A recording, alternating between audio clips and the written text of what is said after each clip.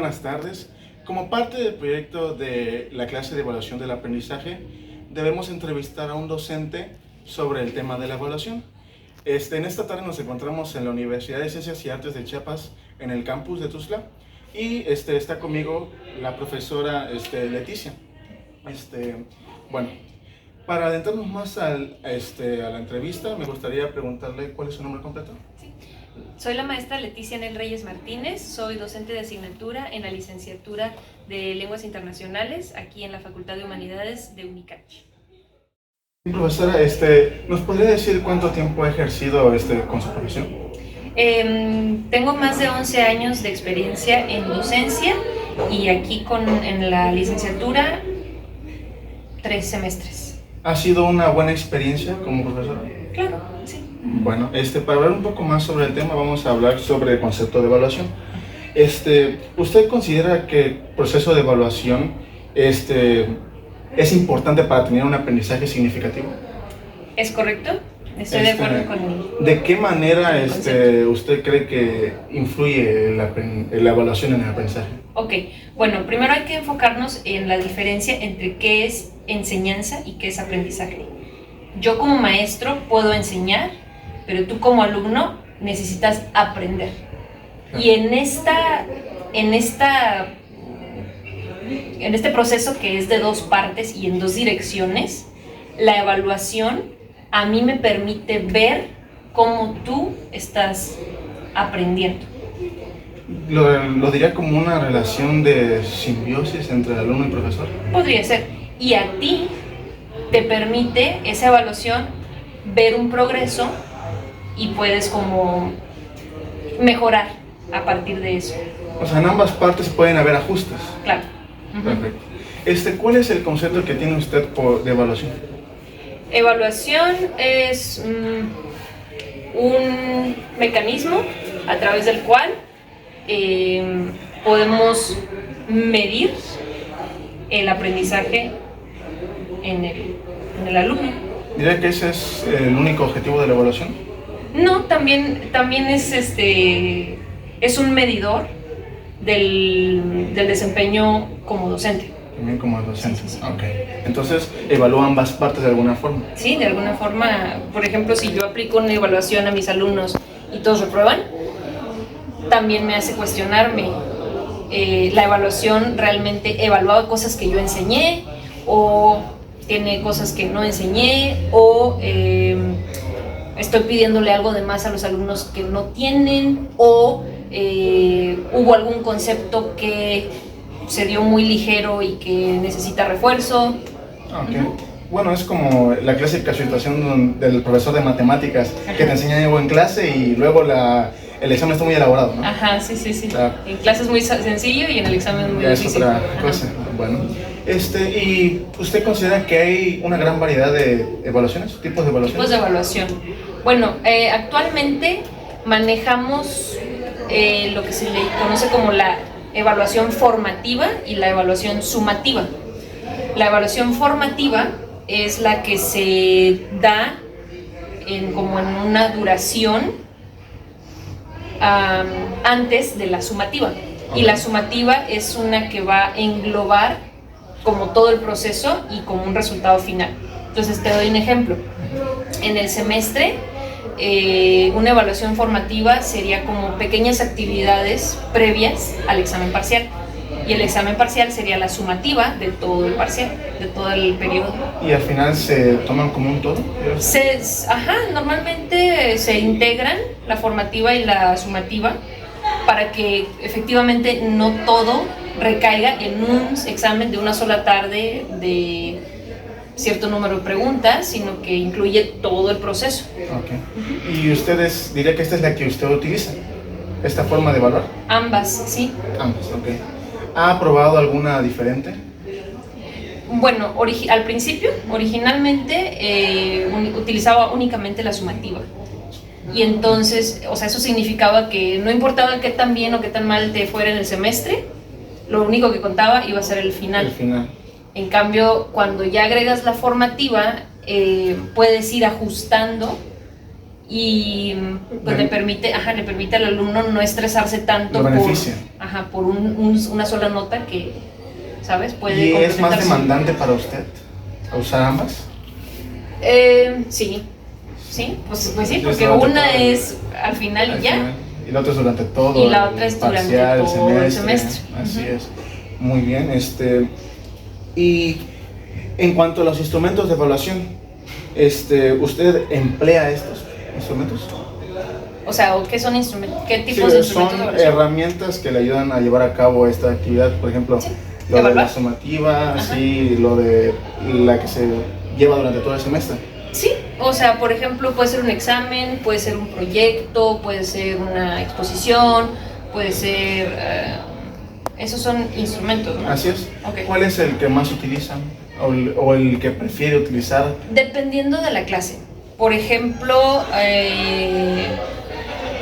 cuando es un taller, un taller demanda, se espera que los alumnos apliquen el conocimiento más que teorías, ¿no? Okay. Entonces, para un taller utilizaría como instrumento que elaboren un video, que elaboren o sea, que hagan algo con el aprendizaje. ¿Con qué asignatura ha dado este tipo de taller? ¿Con este tipo de instrumentos? Sí. Por ejemplo, con taller de interpretación. Un instrumento para evaluar es que ellos se graben interpretando un discurso. El instrumento entonces se vendría adaptando a la forma de dar la asignatura, Sí. Como tal. Y por ejemplo, para la asignatura de teorías, ahí sí haría un examen de conocimientos de quiénes son los proponentes de esta teoría y cuál es la función o el principal approach, perspectiva de esta teoría, etc. Cuando usted comenzó como docente, ¿se le complicaba identificar cuándo era mejor usar estos instrumentos? Sí. ¿Qué fue lo que le ayudó a poder desarrollar la capacidad de discernir cuándo se podría elegir uno y cuándo otro? Pues sobre todo cuando tienes alumnos que no les va bien en las evaluaciones sumativas y te empiezas a preguntar, pero ¿cómo? Si este alumno pone atención, este alumno trabaja, este alumno entrega tareas y sin embargo en la sumativa te reprueba, ¿no? Por ejemplo. Y es porque algunos alumnos son muy nerviosos y el hecho de ser evaluados como que le impide que realmente demuestren lo que sí saben. Okay. Bueno, de hecho esto tiene que ver mucho con la siguiente pregunta que le voy a hacer, porque tiene que ver con la importancia que se le da a la evaluación en México. Y he escuchado que la evaluación por competencias es lo que se debería aplicar usualmente para que estas personas que no son buenas con evaluaciones sumativas puedan aprovechar mejor sus habilidades. ¿Qué opina de esto? Bueno, es una pregunta bien larga, sí. Con muchas aristas, pero voy a empezar por la parte que dices de la evaluación en México. Originalmente, antes de llegar a este concepto de evaluación por competencias, se entendía por evaluación únicamente un examen final, ¿no? Una evaluación de memoria, de memorización. Y era como el típico, creo que no es un meme, pero es como un dibujo o una caricatura de que un maestro quiere aplicarle el mismo examen a todos los animalitos del bosque y dice, no puedes evaluar a un pez en su habilidad para treparse a un árbol como lo evaluarías a un changuito, ¿no? Claro. ¿Han visto esa imagen, no? Sí, o sea, se entiende que entonces, se usa hipérbole con la analogía, pues muy exagerado. Bueno, pero el punto pero es... se entiende que es porque muchos pueden brillar en diferentes áreas, ¿no? Y el punto es que muchas veces estos exámenes solamente medían la capacidad de memorización de los alumnos y no tanto realmente que supieran hacer las cosas. Claro, esa fue la primera forma de evaluar más común, ¿verdad? Ahora ya pensando en la evaluación por competencias, que es saber ser, saber hacer, saber aprender, saber ser, no sé si dije las 4, pero ya se empieza a evaluar desde distintas aristas y así puedes evaluar al pez en otras de sus habilidades que no sea trepar un árbol, por ejemplo. Esto es similar a la evaluación que hacen en el TOEFL, ¿no? De las 4 habilidades. ¿Es algo así? Bueno, aquí estoy hablando de las habilidades, ahí son habilidades de el uso del idioma. El uso de... Ajá, o sea, de comprender el idioma o de producir el idioma. Más no de la forma de evaluar, ¿verdad? Más no de la forma de Más evaluar. no de sí, la forma en que se evalúa, porque vendría a ser por tipo teoría igual, ¿no? De lectura, de captar información también. Bueno, es que ya depende, ¿no? Acá del tipo de evaluación. Pero usted hablaba de la de competencias que era más diverso, ¿no? ¿Usted cree que se aplica en México? En algunos lugares sí, en algunos lugares no. Bueno, ¿usted cree que se le da la importancia a la evaluación como tal en esta institución? En esta institución, en teoría, debería de ser así. O sea, cuando nosotros realizamos nuestras secuencias didácticas, tenemos previsto los instrumentos de evaluación que se van a tomar a lo largo del semestre. Y desde el inicio del semestre los alumnos deben de estar enterados de cómo van a ser evaluados a través del semestre.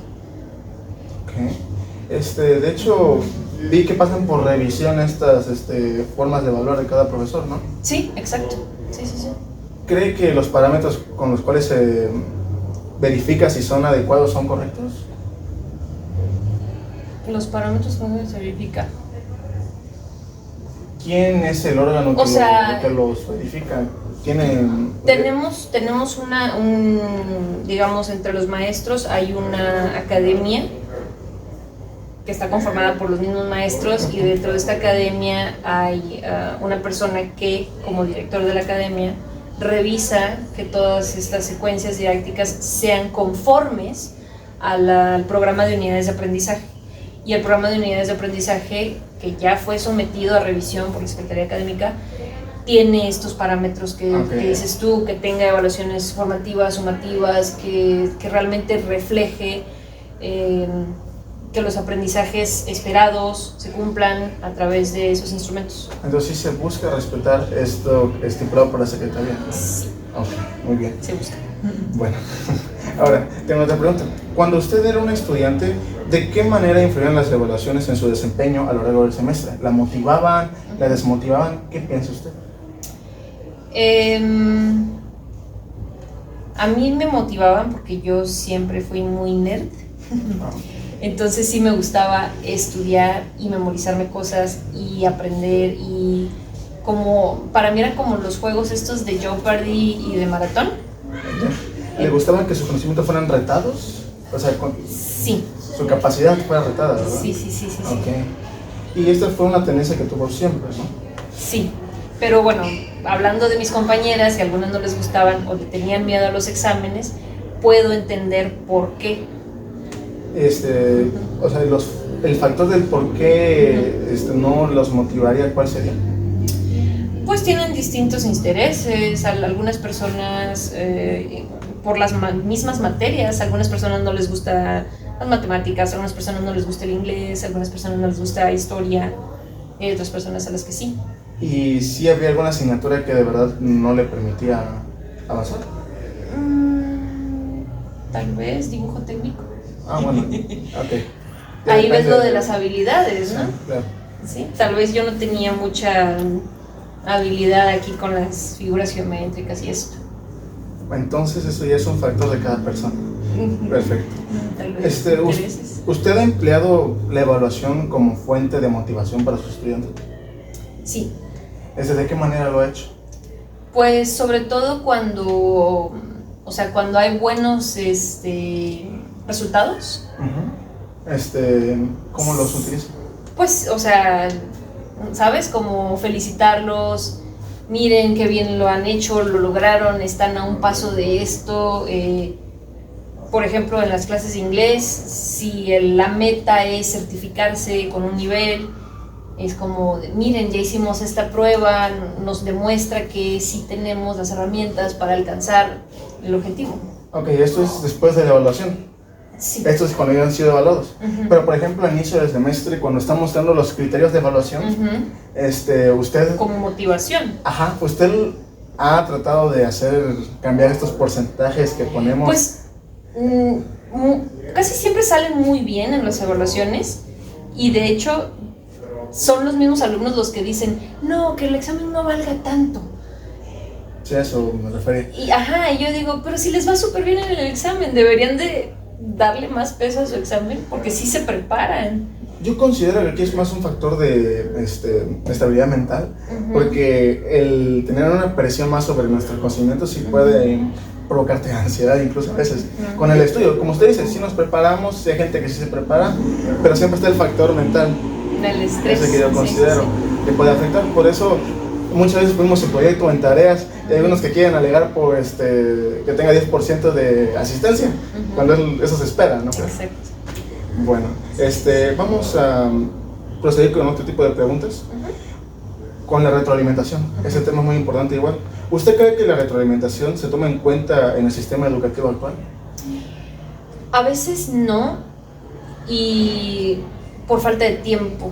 Casi siempre los profesores están corriendo con que tienen que cubrir un programa y a veces dar retroalimentación te puede quitar todo un día o más si te quieres sentar a dar una retroalimentación individualizada, ¿sabes? ¿Usted cree que esto puede variar dependiendo de si es una universidad pública o privada? Pues dependiendo, si alguien tiene un asistente, el asistente te puede apoyar. A veces es por el número de alumnos, ¿no crees? Es por el número de alumnos, exacto. Sí, por ejemplo en las secundarias, primarias, 40 alumnos por cada salón. Es Ahí difícil. sí. ¿Usted estaba en esa situación? Sí. ¿Y llegaba a cubrir cierto nivel de retroalimentación satisfactorio? A eso voy, no. Y además está la parte de que a veces los alumnos no aprecian la retroalimentación. Okay. Entonces, o sea, como que tú te tomas el tiempo de marcar los errores y poner anotaciones y el alumno nada más ve el número y, bueno, 7, ok, va. Y no se toman el tiempo de, bueno, pero ¿y por qué 7? ¿No? Ok. ¿Usted está tomando la retroalimentación en cuenta desde sus inicios como profesora? No. La verdad antes no me detenía tanto en la retroalimentación. ¿Qué fue lo que catalizó el cambio o que se preocupara por esto? Bueno, tiene también mucho que ver con el ambiente en el aula y si los alumnos están como dispuestos a dispuestos a recibir la retro. Bueno, esto tiene que ver mucho pues, con su disposición. ¿Usted qué cree que sea el factor que haga que ellos exijan o no su retroalimentación? ¿Cuál cree que sea el factor? Te digo, si hay algo que para ellos sea importante conseguir. Por ejemplo, ustedes en inglés, como necesitan esa certificación para graduarse, tienen un interés de por medio y le ponen atención. ¿Usted sí ha notado eso en la carrera? Sí. Y en cambio en una escuela primaria donde igual les apliqué el mismo tipo de ejercicio con una certificación, como no era obligatorio y no era parte de su egreso y era como, pues me salió bien, me salió mal, claro. ¿Sabes? Entonces también es el interés del alumno en recibir esa retroalimentación. Es como en este tipo de materias barco o optativas donde realmente pareciera que no hay interés general de nadie y pues no te importa mucho, o a algunos. ¿No le ha tocado una materia algo así a usted? De que la mayoría del grupo no esté interesada en ella. Pues por ejemplo ahorita en otra institución que estoy dando clases de inglés, hay una porción de su calificación que es preparación a una certificación que van a tomar al final.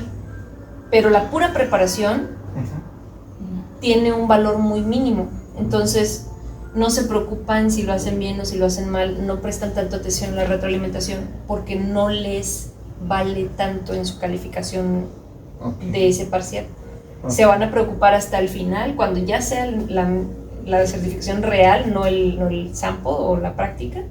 Ahí es cuando van a empezar a poner atención, pero ¿y por qué? Pero ¿y esto? Y empiezan a preguntar las cosas que ya se les explicó en retro 2 meses, 3 meses antes.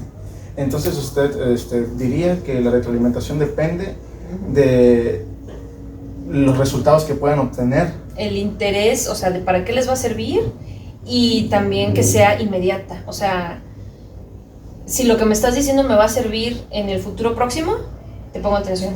Pero si es como de, en algún momento en tu vida te va a servir No se toma en cuenta. el cuadrado del binomio, el cuadrado perfecto,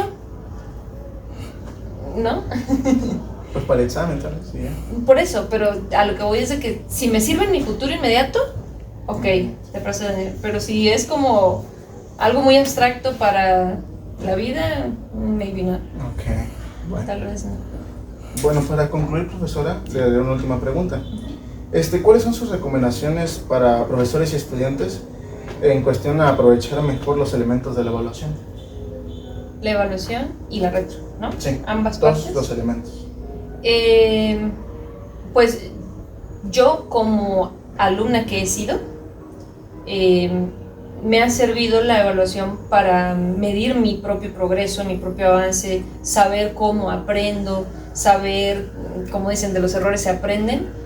Entonces también esa parte de retroalimentación y de escuchar y por qué me atoré aquí, y entonces cuál es mi área de fortaleza y mi área de debilidad que tengo que trabajar, etcétera, etcétera. En eso me sirve a mí para saber aprender, y esa es una de las competencias. Claro, esto tiene mucho que ver con lo de ser un estudiante independiente, capaz Autónomo. de ser autocrítica para crecer y pues seguir evolucionando, porque un profesor o un alumno, o sea, todos vamos a ser siempre estudiantes eternos, ¿no crees? Claro, nunca se deja de aprender.